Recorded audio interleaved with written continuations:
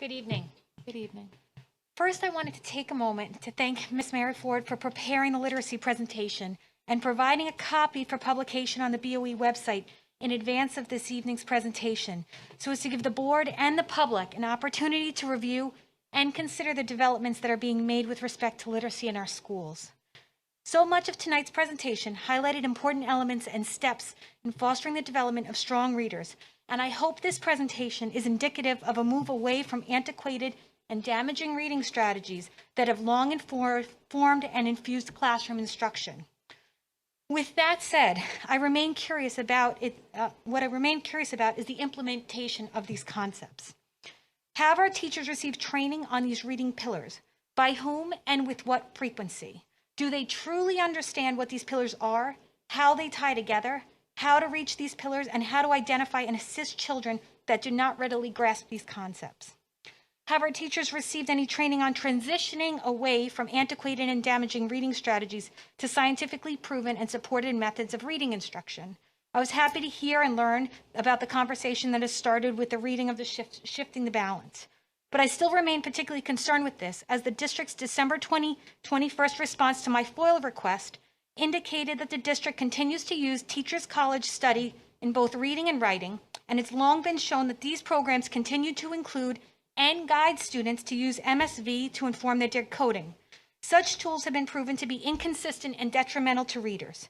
So if the district is going to refuse to step away from these programs, what is being done to educate our teachers on the portions of those programs and teacher manuals that direct them to use these tools in their lessons?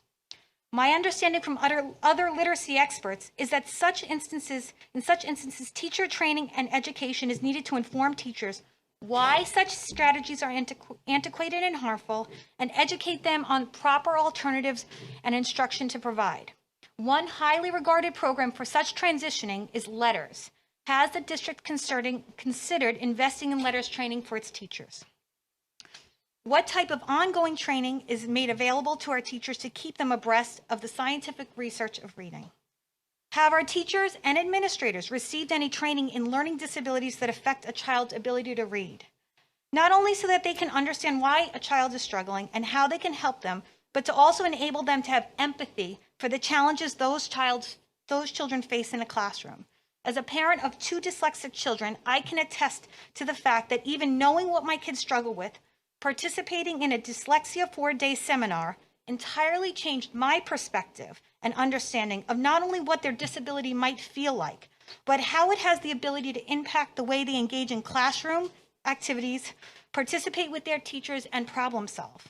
I can honestly say I would not have had the same understanding or empathy I do today without that seminar, which, by the way, took 2 hours. It was free, and it was done by the Putnam County BOCES group. Besides trainings, are our teachers being observed in the classroom by program trainers to ensure that the implementation of these scripted programs is being done properly? What type of literacy program and support is being provided to middle school and high school students that are struggling to learn to read? Because just as a child finishes 3rd grade or graduates from 5th grade, it doesn't mean that they're a fluent or capable reader. And in fact, children with dyslexia and other learning disabilities continue to need additional instruction in reading and the elements of reading into their teenage and adult years. It's a lifelong process. So simply saying you're making text available or providing support is not enough. They actually need that reading instruction. And lastly, what type of credentials do teachers providing RTI in reading or specialized reading instruction have? Would the board consider making such qualifications a requirement for individuals fulfilling these roles? Thank you. I look forward to hearing more about literacy in the school district. Thanks. Thank you. Adelaide Black.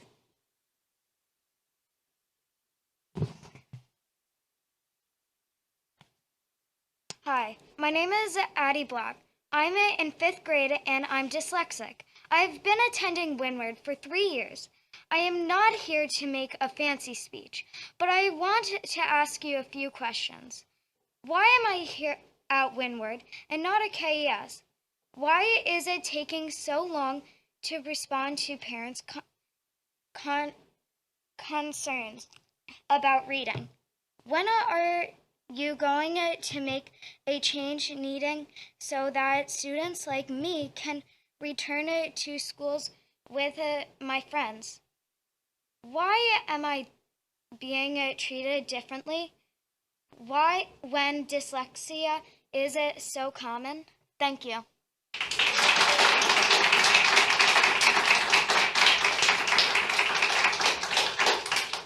Thank you. Erika Glick.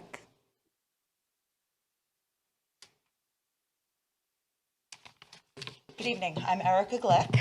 Thank you for providing the slides in advance of this evening's presentation. I know when I've requested them in advance in past years, that request has been denied, so thank you. This was very helpful. I tonight went immediately to the references. As a parent, a professional, and someone incredibly interested in reading and literacy, I think it was worthwhile to be familiar with what you were basing your information on. First, I noticed your first reference was that of Shifting the Balance, your summer book club reading. While I can appreciate that you were interested in the 6 ways to bring the science of reading into a balanced literacy classroom, this reminded me an awful lot of spin. One could be hopeful that you're attempting to build bridges, but aren't you just spinning the science lingo into these conversations, perhaps to placate those with questions?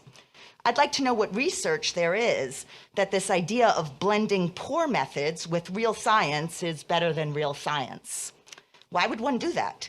These products, balanced literacy, leveled literacy, and poor professional developments, are unfit for the intended use of teaching foundational reading in a scientific, explicit, and systematic way, period. I'd like to see a study on how this works effectively, that is, adapting poor products to use the science. But unfortunately, no such study exists. The next reference was something from the International Literacy Association. One could observe that ILA board members are derived from a variety of camps. Whether you see that to be problematic or perhaps not, I read everything from them with a bit of skepticism. They were quoted regarding the benefits of independent reading. While independent reading does in fact have benefits, it's most appropriate for readers who are already fluent. Otherwise, a complete waste of time, and time that can actually be better spent teaching. Your next quote from Dr. Allington, the retired professor, famous dyslexia denier, whole language supporter, former president of the ILA, who threatened to shoot whoever wrote the Say Dyslexia bill, which was simply a bill asking for universal screening a few years ago, and again denies the existence of dyslexia, needless to say, rightfully skeptical of anything he says. And the ILA, as they chose to never stand against his hateful narrative, I hesitate towards throwing them my support either. Moving along to your information from the NCTE, National Council of Teachers of English, again, largely whole language supporters, again on independent reading, more time for the struggling reader to learn how to fake it. In fact, this was also discussed by the NICHD, the report of the National Reading Panel that you cited. From their extensive report, independent silent reading with minimal guidance and feedback, not surprising, they were unable to find a positive relationship for reading achievement. One could feel some of these references were cherry-picked, but when one truly looks past the buzzwords and spin, I'm finishing up, it's sadly empty and simply wrong. Similar to the overall presentation, full of buzzwords, to the unfamiliar listener, probably sounds impressive, but to those in the know, we can see through it. I also find it curious that there was no mention of Teachers College Readers and Writers Workshop tonight, other than the intervention method.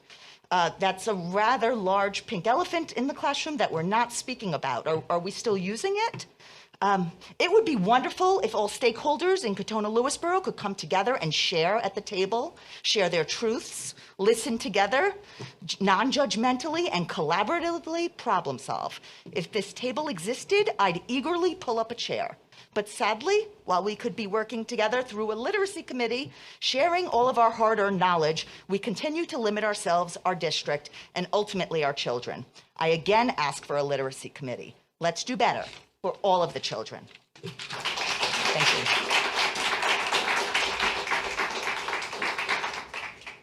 Thank you.